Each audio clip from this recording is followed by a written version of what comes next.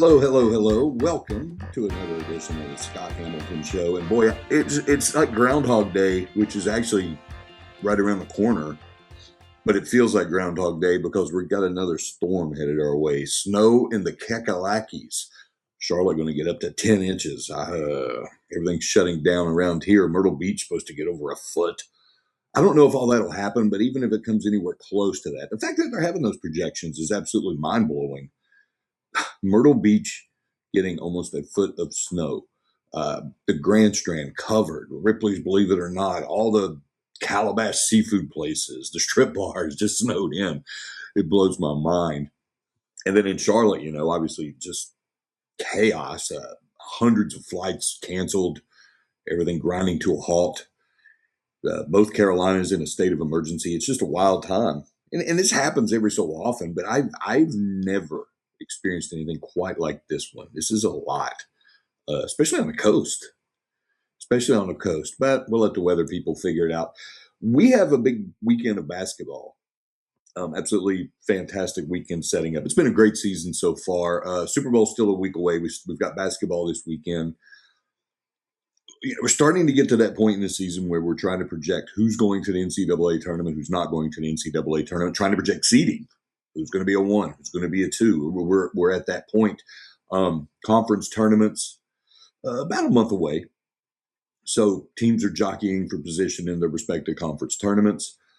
Some teams still figuring out their identities. I think about Kentucky. What is Kentucky? Who is Kentucky? They had that 5-game winning streak, and they got their doors blown off at Vanderbilt the other night. What's going on with that? I know UK's had some injury issues, but still, at this point, you should have an identity. I know Otega Owe has stepped up, and he's looked more like a leader lately, but not really. What I saw at Vanderbilt was troubling. Who's the best team in the SEC? Texas A&M. Texas A&M with Bucky McMillan, first-year coach of the Aggies. They're atop the standings right now. How did that happen? We'll ask Patric Young of the SEC Network in a few minutes about that. Buckyball, it's a thing. Why is it working right out of the gate in the Southeastern Conference? That'll be one of the topics we address with Patric when he comes aboard in a few moments.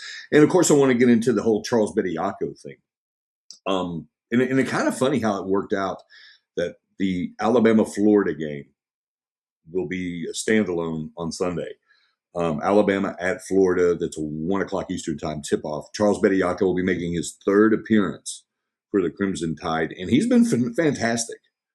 He has been fantastic in those 2 games that he's played since. The first, a loss to Tennessee, but that was a very shorthanded Alabama team. No Aiden Holloway, no Amari Allen. Holloway's back. Allen's coming back. Those 2 combined for 29 points. They beat Missouri pretty good the other night, 90-64. Alabama did. But here's Charles Bediako's line through 2 games. 9 of 11 shooting for 27 points, 9 rebounds. Wow. And just his presence, 7-foot rim protector, athletic. Having a guy like that available, I can't explain just what a gift it is for Nate Oates and the Alabama Crimson Tide. But is it right? Now, we know the Charles Bediako story.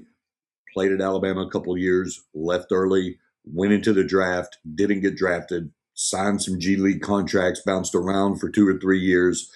And then he sues the NCAA, gets a temporary restraining order a couple of weeks ago, allowing him to go back to college.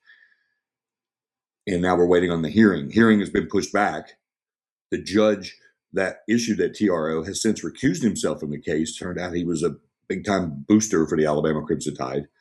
When will the hearing happen? I presume before the conference tournament. I don't know. And what happens if they get to the hearing and they decide that, no, he cannot play? Then how does the NCAA weigh those games in which Charles Bediako participated? I have a lot of questions about that. I've got Mitt Winter, legal expert, sports attorney, one of the best in the country, perhaps the best in the country, sports attorney. We'll throw that out there. He's going to join us for Monday's episode. And I want to get his thoughts on that and a whole bunch of other things, including the Darian Mensah situation that unfolded at Duke. He has since left Duke, the quarterback, headed to Miami after saying he was staying at Duke and signing a reported $4 million NIL deal. Anyway, it's not happening. What kind of signal does that send? Is that something that's going to happen more and more going forward? I want to get his thought on that. And, of course, I'm going to ask Patric Young of the SEC Network his thoughts on Charles Bediako and Alabama in general. I think it's absolutely fascinating that Alabama, the 6 teams ahead of it in the SEC standings, they play 5 of those over the duration of what's left of the regular season. I like the Alabama team, man. I like what I see, even though they might be not really doing it on the up and up, or are they? I guess it is the up and up. I mean, they aren't breaking any rules. It's just not a good look. We'll discuss that with Patric Young of the SEC Network when he joins us in just a bit. A couple of quick thoughts. One, we've got the PGA Tour going on. Brooks Koepka made his return this week. Did a Farmers Insurance Open at Torrey Pines. We get the news that Patrick Reed is coming back. Didn't qualify for the reentry program that Brooks Koepka did because Patrick Reed's major, that's part of, you have to have won a major as part of that since 2022 to come back. His major was in 2018. So he'll be coming back in the fall, which is a good thing for the PGA Tour because it makes those fall events a little more relevant. They'll have a name in the field for those, and he's grateful to just be playing on the PGA Tour. So that's a win for the Tour. But who's next? Bryson DeChambeau seems the likely one. His contract expires at the end of this year. Will he be coming back? What about Cam Smith, John Rahm? They're getting paid a lot of dollars by the LIV. Are they already talking buyout? Don't know. It's a lot to ponder. And I don't see LIV surviving. I do not see LIV surviving if they lose DeChambeau. I mean, and it's unbelievable. No player has benefited more from this, financially perhaps. Definitely brand-wise, perception-wise, than Bryson DeChambeau. If he leaves, does LIV collapse? And not because of the money. The Saudis have limitless funds pumping into that, but just because of how it looks. It's a bad look. It looks like what it is, a know-nothing league. It's not real golf. I mean, it's shotgun starts. They're now playing 72 holes. Well, good on them, but it's still kind of, Yeah, I think they'll just throw their hands up and say, we're bored with it. We're done. It's a bad look that they can't create what they wanted to create, which was the premier global golf entity. We'll dive deeper into that in a later episode. Here's something else, too. Bill Belichick, not a first-ballot Pro Football Hall of Famer. Love him, hate him, whatever. And I've given him a hard time, especially since he came to North Carolina to be the football coach of the Tar Heels. For myriad reasons, I've given him grief. 24-year-old girlfriend, Muse. That dude's a Hall of Famer. And I don't care what personal grievances the voters might have with him. I don't care about Spygate, Deflategate, any of that. The dude's a first-ballot Hall of Famer. And if they're going to do that, then do they hold Tom Brady to the same standard? He benefited as well from those same things. Is he not a first-ballot Pro Football Hall of Famer? Hall of Fames in general are laughable to me for the most part. It's so subjective. I mean, think about this. The Baseball Hall of Fame, the first class of the Baseball Hall of Fame did not have a unanimous person. Did not have somebody voted in unanimously. Not Babe Ruth, not Ty Cobb, not Cy Young, not Walter Johnson. I mean, if those guys aren't slam dunk first ballot Hall of Famers, then what is? Does it exist? I throw my hands up with it. I wish there were a better way to select Halls of Fame. I do. But not my problem and not something I can correct. But what I can do is bring Patric Young of the SEC Network aboard, and we're going to break down SEC basketball. I want to ask him about this freshman class across the country. It's one of the greatest freshman classes we've seen in a number of years. Get his take on that. And, of course, dive deeper into the Charles Bediako situation at Alabama. Did Alabama maybe skirt some ethical lines by bringing him aboard? Well, ask Patric Young of the SEC Network in just a moment. Stick around.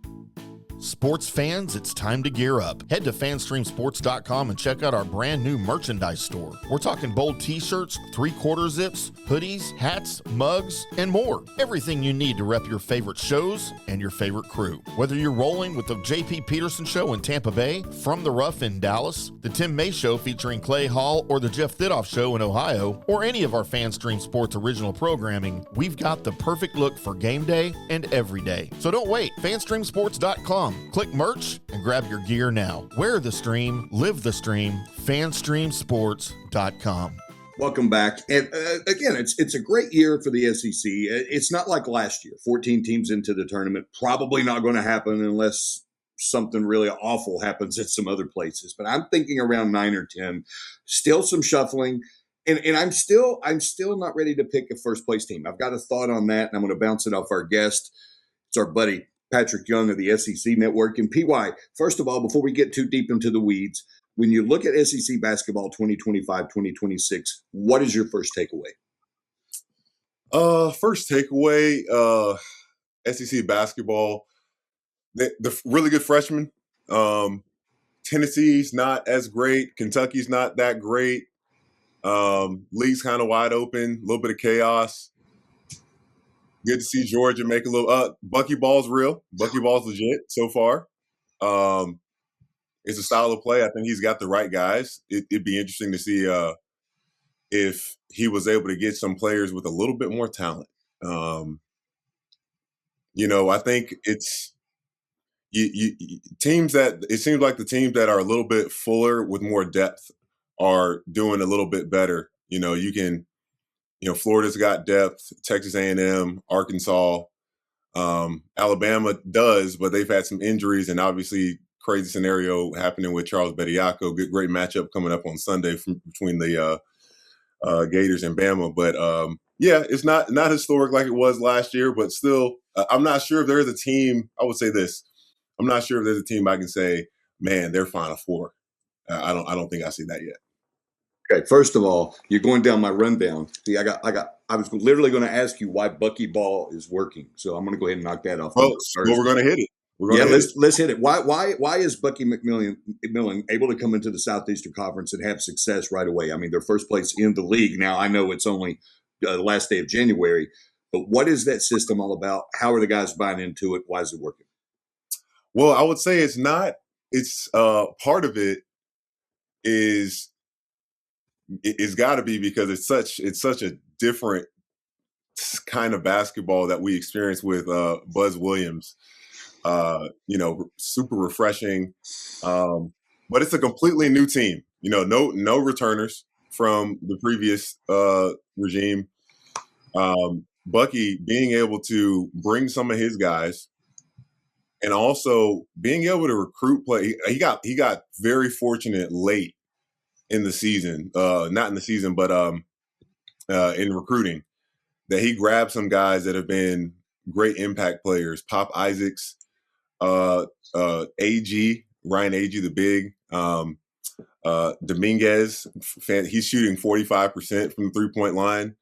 But it's crazy, man. What works is he forces, like, the way they play, which is so up and down, high pressure, nonstop. We were interviewing Ryan Agee after a big win they had against Mississippi State, and he was like, we play this way, we practice this way every day.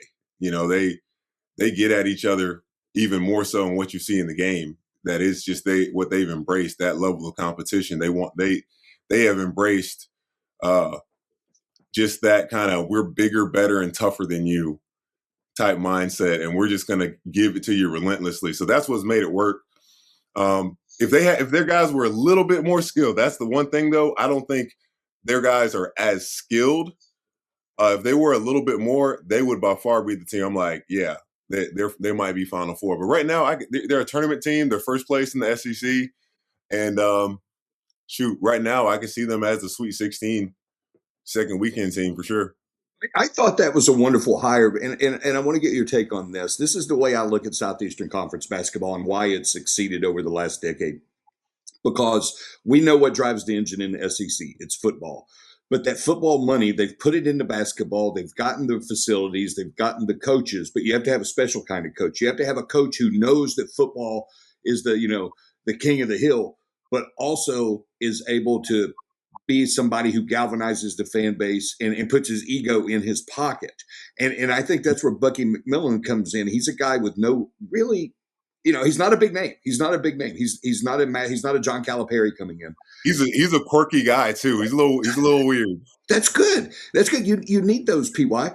And he's come in and he's excited this fan base about basketball. I mean, look, Buzz was an acquired taste. Buzz was weird too. Buzz was weird too. He was an acquired taste. But I like what he's doing, and I think the ceiling for Texas A&M basketball, man, is really high because they've got the resources, they've got a fan base that loves Texas A&M. All they got to do is draw those people in. Yeah, I could see monster success at Texas A&M. Maybe not this year. To your point, they've got some edges they need to polish, but I could see them making a run next year, man.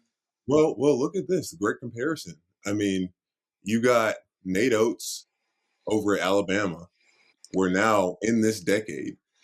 We probably don't, when you think top 25 basketball program, you're thinking of an Alabama Crimson Tide team that was, none of those things in the previous, not say all of its existence, but a large part of the existence of Alabama basketball has just been a football school. Yep. Right?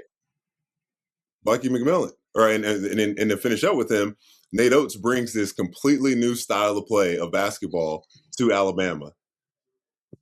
Look at Texas A&M football school. A lot of money there, success. Got this new coach that has this new style of play and is able to have some early success. So, yeah, it's a great possibility that he can end up turning Texas A&M into a similar Alabama-like story with Alabama basketball. He's got to get some points. Along the way, Nate Oates has had quite a few NBA players. That's the thing. He's had quite a few NBA players, so that's where the difference is going to be long term. Well, that's where the resources come in, especially if it's paid for play age. Yeah. Can't forget about Herb Jones, man. Herb Jones is still doing his thing in New Orleans. I'm glad you mentioned Alabama. You are a professional, if nothing else. I'm going to tell you. I've got to talk to you about Alabama, and you mentioned Charles Bediako, who I think has been absolutely fantastic. He's exactly what Alabama needed since he came back. Yeah. Holloway's back. They're waiting on Allen. That's 29 combined points right there. And I'm going to throw this at you, PY, then I'm going to let you cook, okay? Right now, there are 6 teams ahead of Alabama in the SEC rankings, in the SEC standings. They play all 6 of those teams except for Vanderbilt to play Auburn twice. I'm going to call my shot, man. I got Alabama winning the SEC, at least the SEC tournament, and I actually have Alabama going very, very deep in the NCAA, so long as they're shooting well. What is your take? I know. And the first Achilles heel that I have noticed with Alabama basketball through the Nate Oates tenure, or just a pattern you got to be mindful of, is as great as his offenses have been at times, they've had games where they'll have 17 turnovers, 20 turnovers, and it's just, they're just in their own way for some reason. That's the only, that's really the only thing that I have not seen in this team this year, of having games where they've just been extremely high turnover and healthy. Everyone's healthy, everyone's there, and out of nowhere, they'd have a huge win against Houston, and then the next game play mid-major school and like maybe barely lose or barely win and have 25 turnovers. And you're like, what the heck just happened? But to your point, why Alabama lost that first game against Tennessee. Nate Ament, one of them freshmen over at Tennessee. Yeah. That boy. I thought, man, doesn't he not look like the least amount of a tough guy ever? He looks so tough. He rolls out, man, and he looks like the kid that's having way too much fun at the prom, the center of attention at the prom. I mean, that guy. And he's part of this crazy class, PY. I mean, this freshman class across the country is out of control. I mean, you think about Cam Boozer, you think about Caleb Wilson. You got 3 guys scoring 40 points in one day. They're freshmen. What's his name? Cooper Flagg was supposed to be in this class. Unbelievable. I don't know. Is Cooper Flagg he might still go number 1. Ooh, I don't know.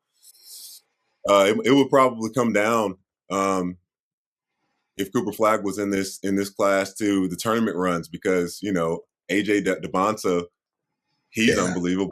He's pretty similar to a Cooper Flag. He doesn't shoot it as well as he does. Koa Pete, the kid at Arizona. Who else we got? ACC. I mean, I like the other Boozer brother too. Yeah, the guard. He might need another year, but like he'll be a first rounder. But is Cooper Flag if he's playing with Cam Boozer? Either one of them. You had Zion and Zion Williamson and gosh, what's the kids? I'm so mad. You see, I'm not a North Carolina guy. RJ. No, RJ was UNC. RJ Davis. Not RJ Davis, man. Because he went to the Knicks and now he's with Toronto. Lefty. Oh, you're killing me. He was with Zion. I know all these things. But going back to what you said about Alabama as you look that up, I completely agree with you, man. I think the reason they lost that game, Nate Ament, but also LeBaron Philon was the primary ball handler like the entire game. Aiden Holloway brings such a different dynamic. And now what good that came from Aiden being out is seeing Latrell Wrightsell is ready. Like he was injured. He was missed some games this year and he is ready to be instant offense as well. Like the shooting ability of having those three guys back has been unbelievable. I was worried because Aiden Sherrill, the big guy, he's been playing really well and shooting it. If Bediako's presence was going to take away from him, but it really it has a little bit. But Bediako's playing so well, especially. I mean, they're throwing him the lob like every time.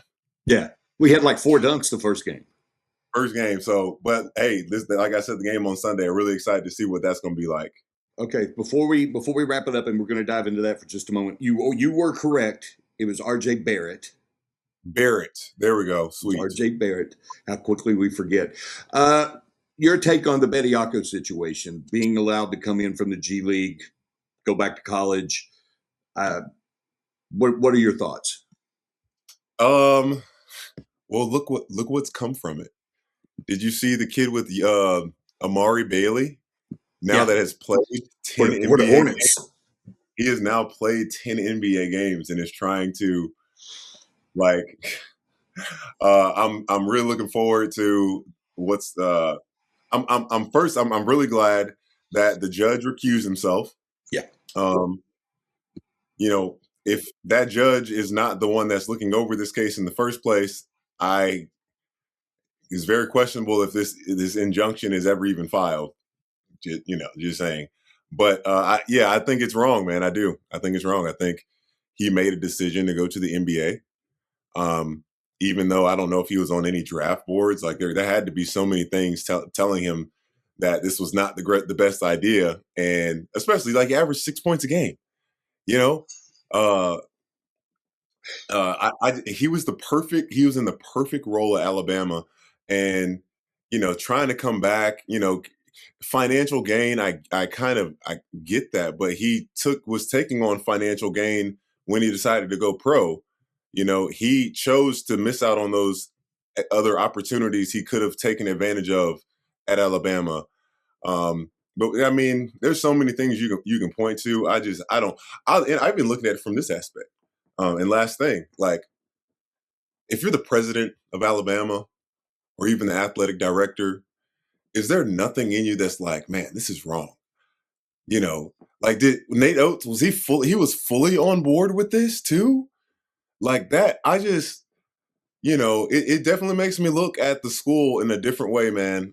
It's kind of grimy. It's very grimy. I was going to ask you that. I mean, it's in the rules, but it's not in the rules. And if they're not going to do it, then somebody else is going to do it. And you want to be the one, Alabama, you want to be the one that's pushing the envelope. I think that's, they've won so much in their history without, I'm not going to say cheating because, that's, to be determined, but this it's not a good look, man. I really, Yeah, I definitely lost respect for the program. He's Patric Young of the SEC Network. PY, you are the best. You are the best. Appreciate you coming on, brother. Dan, I'm going to aggravate the crap out of you to get you on more often. You know. Yeah, for sure, man. Absolutely. All righty. It's Patric Young of the SEC Network. PY, one of the best guys ever. Just his story is amazing. Amazing. You ever get an opportunity? I wrote a column for the Post and Courier in South Carolina about PY last year. I spent some time with him at the SEC Network studios in Charlotte, and just, his energy and his positivity, and just, his first words were, "Hey, ask me any questions." And I was like, wow. And, I wanted to talk about the accident that left him, paralyzed, that has him in the wheelchair. I mean, he gets more accomplished in a day than a lot of people get done in a week. His energy, his positivity, his enthusiasm, it is contagious. And that's not a cliche. That's not just verbiage. It's a fact. You spend any time with Patric Young, you're going to feel better about life. I'll guarantee you that. You're also going to know more about basketball. I mean, his knowledge is unassailable. And I agree with him. Did anybody at Alabama, Nate Oates, school president, athletic director Greg Byrne, did anybody look at the situation and say, you know what, it's within the rules to bring Charles Bediako back. It's not forbidden, but do we want to be the ones who break the seal on this? Do we want to be the ones who set the example, who get the wheels turning, that might get something rolling that doesn't stop? I would love to know more about that conversation. Maybe we'll get those answers someday. But until then, he is playing, and the other teams have to play the opponent. Florida has to play Charles Bediako. And it's not like he's going to go out and he's going to score 40 and grab 15 rebounds. But his presence alone is impactful. And the way he's playing, efficient, and something that a lot of teams don't have, 7-foot rim protector who's athletic. That's quite an asset. And I stand by what I told PY. I think Alabama can win the SEC and go very deep into the NCAA tournament if it keeps making its shots. Alabama basketball under Nate Oates is like that anyhow. I mean, as long as they're making their three-pointers, they're arguably one of the more dangerous teams in the country. But to PY's point, they've also got to clean up some turnovers. They do that. I don't think I would want to play them in the NCAAs. We'll keep an eye on it. And it's assuming Bediako's allowed to play going forward. Still so many questions regarding that case. But right now, my biggest question is, how much snow are we going to get here in the Carolinas? Charlotte's supposed to get 10 inches, hundreds of flights already canceled at the airport. I got to figure out what I need at the store. I got to figure out, hopefully we won't lose power. I just got to figure out, the world will stop turning in the Carolinas over a snowstorm like this. But it seems like all we've had lately is snow and ice and cold. I'm ready for spring. I'm ready for the Masters commercials to pop back up and just say, man, here, just on the other side, man, if you just get to that first weekend in April, brother, it's going to be set. Want to thank Patric Young of the SEC Network for coming aboard. And remember, whatever you do for podcasts, like, follow, subscribe, whatever, do it for this one. Hit me up in the comments section, questions, comments, complaints, whatever. Hit me up in the comments section, or hit me up directly on Twitter, X, at Scott H Sports. Let me know maybe a topic you want discussed. Maybe let me know there's a guest you would like to see me interview. Happy to try to facilitate it as best I can. Otherwise, until next time, stay safe, stay warm. We'll see you later.